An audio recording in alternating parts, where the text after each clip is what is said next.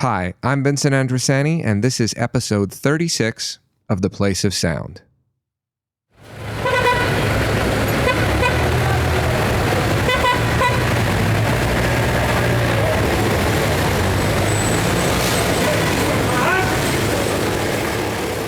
Thanks very much for tuning into this episode, and thanks also to those who've been following along through the last few episodes of the show. For those who happen to be listening for the first time, The Place of Sound is a show that explores the theme of space, or the social geography, using sound and listening. We do so through a variety of audio media production formats, so you can expect to do a few different types of listening in a single show. Typically, episodes consist of what we refer to as audio portraits, or oral history-style interviews that explore the topic of home. Soundscape compositions, which use everyday sounds to communicate the personal and social significance of a given place. And we often end the episode with a short documentary-style piece that explores the place-based identity of the producer. The aim with these particular projects is to allow the producer to think about the places that made them who they are today. But in this episode, we're going to do something a little different. We'll still be exploring the theme of sound and listening, but we'll be listening to audio reflections. As always, this work was produced by students in the Communication and Media Studies program here at Carleton University, and it responds to the following question: what does it mean to listen? It might seem straightforward enough, but there's literally an infinite number of ways to answer it. Now, typically, the responses you'll hear are about 5 minutes in length, and they're delivered in the form of a monologue. The projects that you'll hear in this episode were produced in Comms 5218, Sound, Space, and the City. It's a graduate-level course in the Communication and Media Studies program that ran in the winter semester of 2022.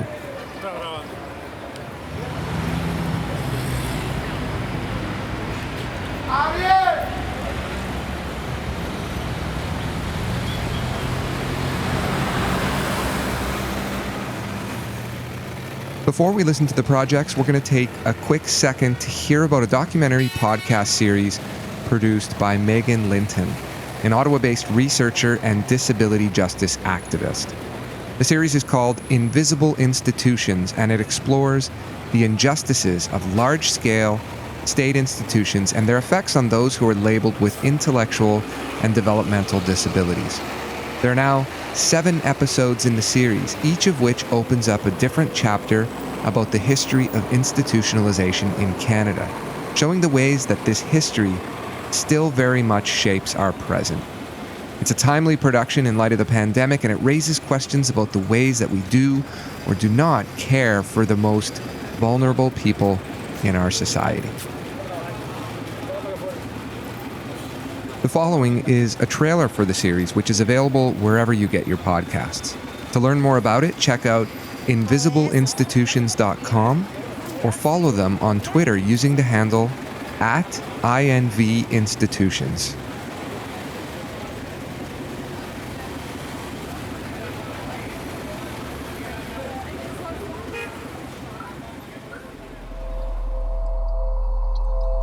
I have prison pen pals, and there's more similarities between my living situation and the living situation in a prison institution.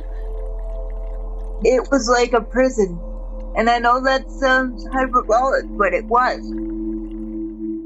We were basically locked in our rooms, completely alone.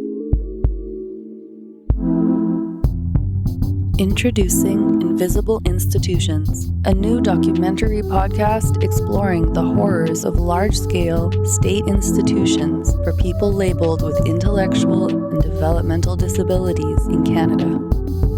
The host and creator, Megan Linton, is a researcher and disability justice activist investigating the unreported and invisibilized horrors of the institutional system. Join her on her journey to the grounds of current and former institutions, including interviews with survivors, community activists, and experts, as they work together to expose the exploitation, isolation, resistance, and survival facing people labeled with disabilities. We want freedom, people! When do we want it? Now! Find Invisible Institutions wherever you get your podcasts. Coming February 2022.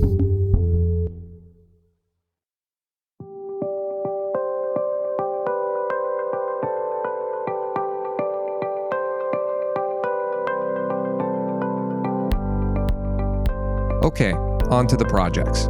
In this episode, we'll listen to 3 audio reflections, all of which are written and delivered by recent graduates of the MA program in Communication Studies. The first is by Darnell Dobson, the second by Jefferson, and the third by Teague O'Meara.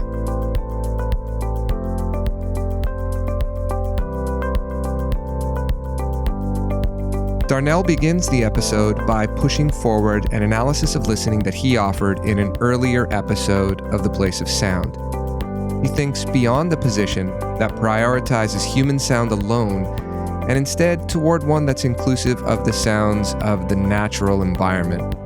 Darnell offers a rich analysis of a passage from the work of composer Amory Schaefer before ending the piece with an important consideration, which is that listening itself is a learned practice and is something that we can get better at over time. Here's Darnell on listening.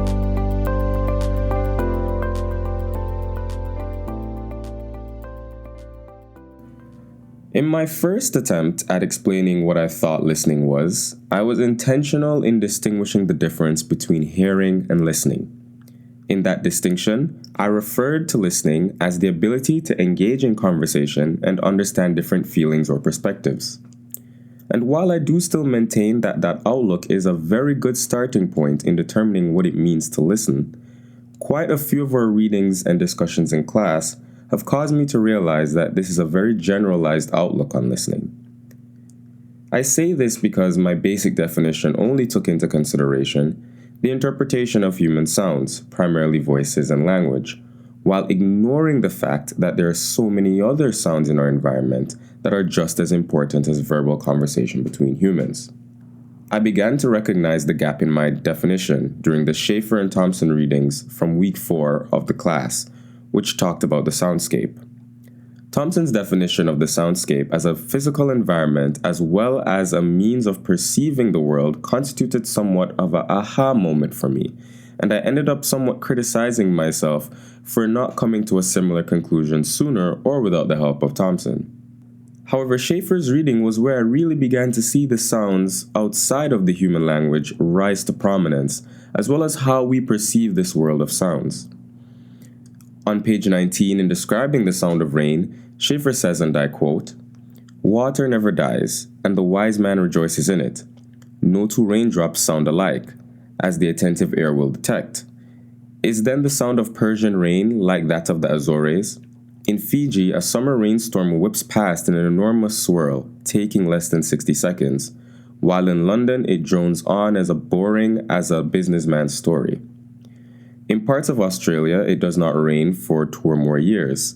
When it does, young children are sometimes frightened by the sound. On the Pacific coast of North America, it rains gently, but continuously on an average of days each year." End quote. Reading that paragraph, I started to wonder if one way to look at the sound of raindrops is through the type of surface it hits. Can we use that to examine or explore how the soundscape changes over time? For example, would the rain in an area that was once predominantly rural, with a lot of grasslands, sound different to that same area now urbanized and populated with concrete buildings and roads and pavements? It was an interesting food for thought, in my opinion, which made me really start to understand the whole idea of removing the human perspective as the default starting point for analyzing sound, something which Professor Andresani highlighted in another of our previous lectures. There was another aspect of listening that I did not take into consideration in my initial reflection, and that is the fact that to interpret sounds and understand feelings, one has to do more than just hear the sound, but one has to feel it, which brings into relevance our other senses. Serrazzo describes it as multimodal listening, which speaks to a holistic approach to listening. The vibration aspect is very interesting, and I agree with Sarazo that it is often ignored. I did not consider it. However, now that I am paying attention to this feature, it is certainly an important part of the way I personally listen, especially to music. It also made me think about the likelihood that there is an intrinsic or even spiritual aspect to sound. For example, thinking about songs or sounds that evoke some form of religious or spiritual reverence. A popular Bob Marley quote came to mind while thinking about this. He said, "One good thing about music, when it hits you feel no pain." Thinking about that quote in this context, Marley is insinuating here that there is a feeling. It may not be pain, as Marley says, but you feel something that goes deeper than hearing the song or sound. Sarazo also alludes to this feeling in her anecdote about listening to an album over and over, which resulted in a loss of stimulation by way of the songs, but then regaining that stimulation in a new way after listening to the songs in a new listening environment. The concert of the band who wrote and performed the songs. According to Sarazo, this heightened vitality completely changed how she experienced the album. And this for me was another one of those aha moments because it made so much sense, but again it was something I never considered in my initial definition of listening. Finally, one thing I was glad to see manifest in the readings that I had mentioned in my first reflection was the ability to learn how to be a good listener. Sarazo was far more expansive in her explanation than I was or probably could be. However, it was comforting to see that scholars are placing a focus on how we can de-learn old listening habits and learn new, more effective ways of listening. The second audio reflection is by Paris Jefferson. Paris also explores what it means to listen. However, she does so by considering the smaller sounds, the ones that are easily lost in the noisiness of the city. Paris pulls from central thinkers in the field of sound studies like Murray Schafer, Emily Thompson, and Stephen Feld, among others, focusing on Feld's work in particular, which explores the importance of birdsong, a sound that's also easily lost in the modern city. Paris considers the importance of two birds in particular in spaces that she herself has lived, the nightingale in London and the lyrebird in Australia, acknowledging that the sounds of both are key elements of the local context. She ends with a brief mention of how all this might apply here in our own context, and in particular, what it might mean in light of the Freedom Convoy's occupation of the city, a moment during which this piece was produced. Hi, I'm Paris Jefferson, and this is the Keynote Speaker. Since the end of the medieval walled cities, which had clear boundary demarcations and distinct sounds associated within it, one question has been asked of modern cities that do not benefit from a moat or a thick stone wall, and it is this: where does the boundary of an urbanized modern city end? Is the center fixed or does it move? Are there sounds that we can associate with cities, and more specifically with our sense of our city? How do we listen? By the year 1900, the Western soundscape had changed dramatically. And as Emily Thompson notes, by 1933, both the nature of sounds and the culture of listening were unlike anything that had come before. We had recordings that disembodied the sound from the source. And by the 21st century, as Steph Sarasso observes, more and more people are plugged into their iPods, smartphones, and electronic devices, using recordings as a way to tune out the overstimulation from the sonic environment. With the ever-increasing amount of movement, gentrification, and construction, this added to not only the sense of sonic displacement, but a general sense of feeling out of place in these fast-changing decades. But what of the smaller inhabitants of the city who cannot tune out the man-made sounds of machinery and cannot compete with the sonic environment? Do these creatures adapt? A Nightingale Sang in Berkeley Square is a song written in 1939 by Eric Maschwitz and Manning Sherwin. It is about two lovers meeting in Mayfair in London. One line of the lyrics, immortalized by Tony Bennett, is, "That certain sound, that certain night, the night we met, there was magic abroad the air. There were angels dining at the Ritz, and a nightingale sang in Berkeley Square." The sound of the nightingale has been forever linked to this song, this place just off Oxford Street, romanticized by the radio listeners of the war years and for generations beyond. It speaks to an intimacy, the sound of love, but the nightingale could not compete for a place in the new, aggressive, and modern market, and has long since flown the coop away from London. But what of the birds that have managed to listen and find their voices in these discomforting modern sounds? One such bird is called the lyrebird, and it resides in Australia. In David Attenborough's Planet Earth, he tracks down a local lyrebird who can perfectly imitate at least 20 other birds. In an attempt to outsing not only his feathered rivals, the male lyrebird incorporates other sounds he hears from his sonic environment. A camera shutter, a camera with a motor drive, a car alarm, and the foresters and their chainsaws who work nearby. He cannot tune out his rivals with headphones, but he can outsing them all by declaring that this is his place. He is the keynote speaker. As R. Murray Schafer writes, the keynote is a musical term. It is the anchor or fundamental tone, the reference point that everything else takes its special meaning. The lyrebird has taken all the sounds and made them his own. Schafer continues that the keynote sounds have imprinted themselves so deeply on the people hearing them that life without them would be sensed as a distinct impoverishment. And this is nowhere more apparent than the songs from the Besavi tribe in Papua New Guinea.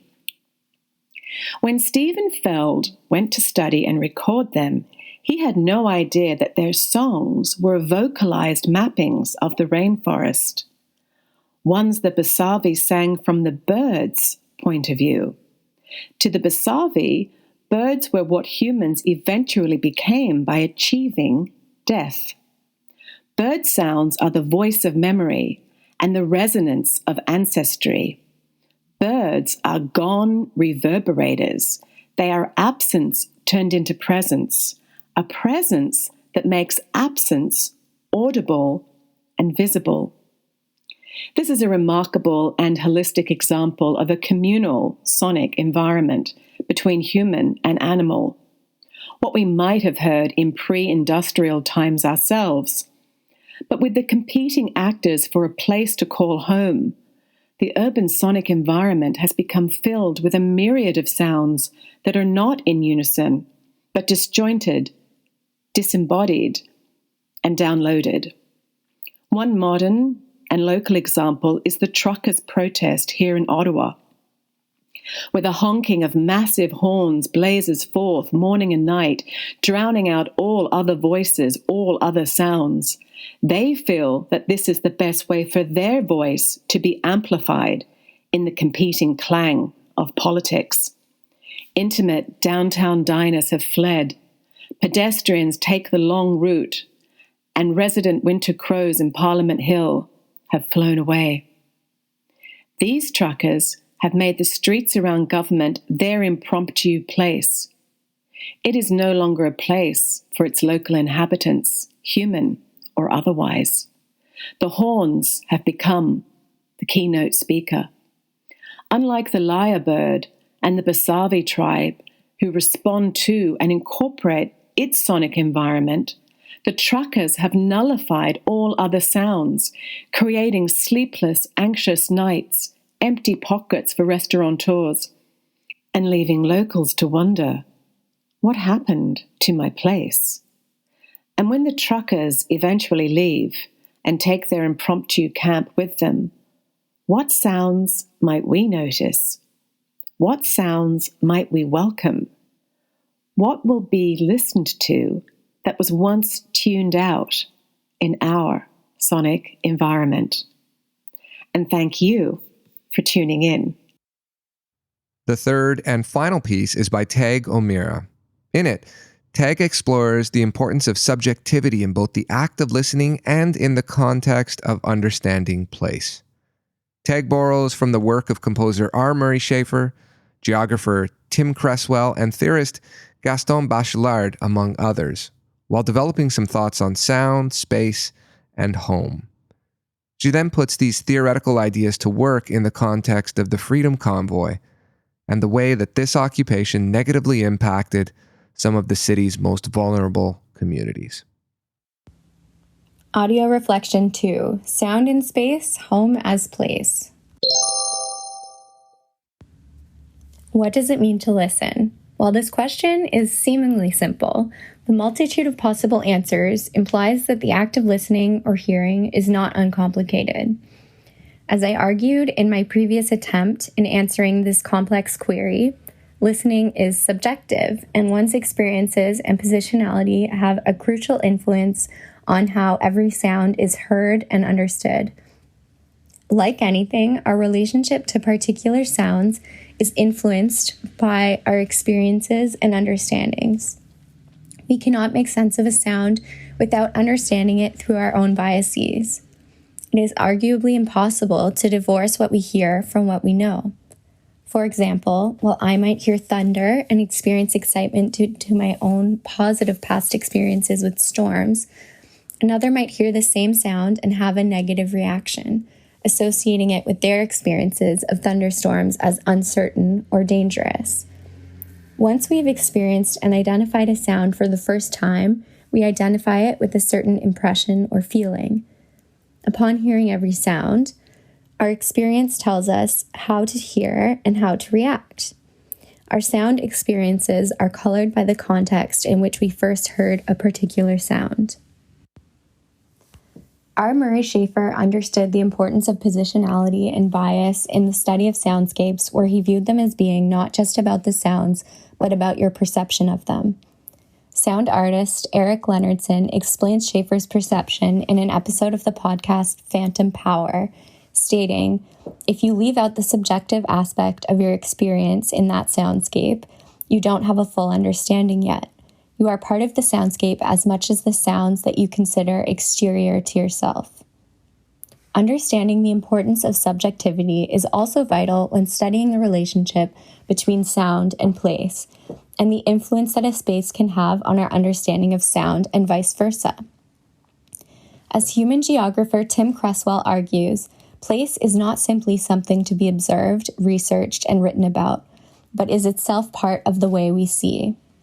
Thus, not only does our own bias influence how we experience place, but in turn, place influences how we understand new experiences. French philosopher Gaston Bachelard argued in his book The Poetics of Space that the space of the home is the first to provide us with the fundamental experiences that lead us to understanding what we see outside the home. Therefore, the home is the first space that frames our understandings of other places through our experiences of sights and sounds. As I argued in my first audio reflection, because of the biases that influence how we hear sound, it makes sense that communities with common experiences would derive similar meanings from certain sounds. I would like to further this idea by focusing specifically on the family community and its influence on how we hear and listen.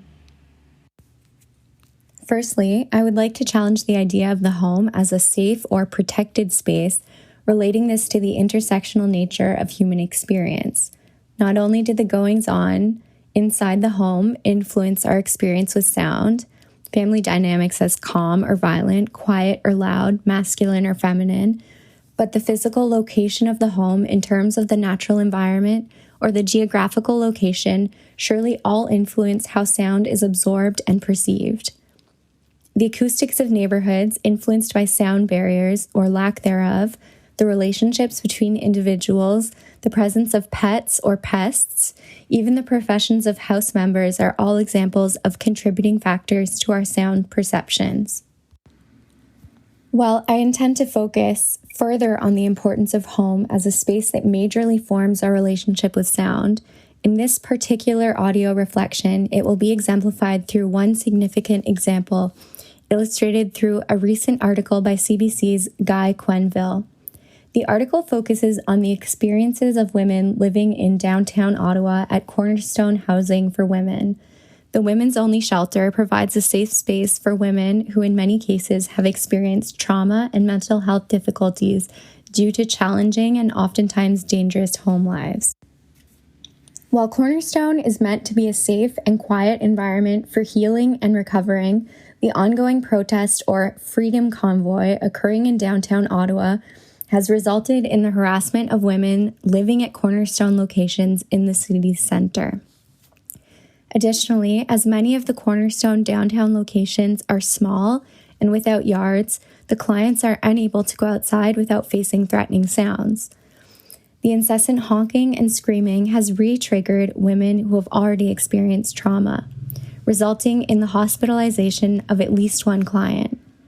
While the relentless honking is presumably met with feelings of annoyance and irritability by many, and perhaps more extremely by those living in the downtown core, those with certain traumatic backgrounds may interpret these sounds as more than irritable, associating them with violence and extreme distress. Not only does this point to the importance of acknowledging sounds as subjective, but perhaps also to the idea that silence is a privilege meant for those only who can afford it. The concept of the home and the family as the initial space in which we experience sounds is vital in order to understand how positionality and intersecting identities influence our distinct experiences to sound. While limited by the time constraints of this assignment, this conversation can contain much more regarding silence as privilege, the concept of hearing versus listening, listening as a function of identity, and the indefiniteness of sound experience. As a quick note, I just want to apologize for the sounds outside. A lot of traffic in my neighborhood has been redirected due to the protests, and there may be a few honking sounds in the back. So I apologize for that. Thank you.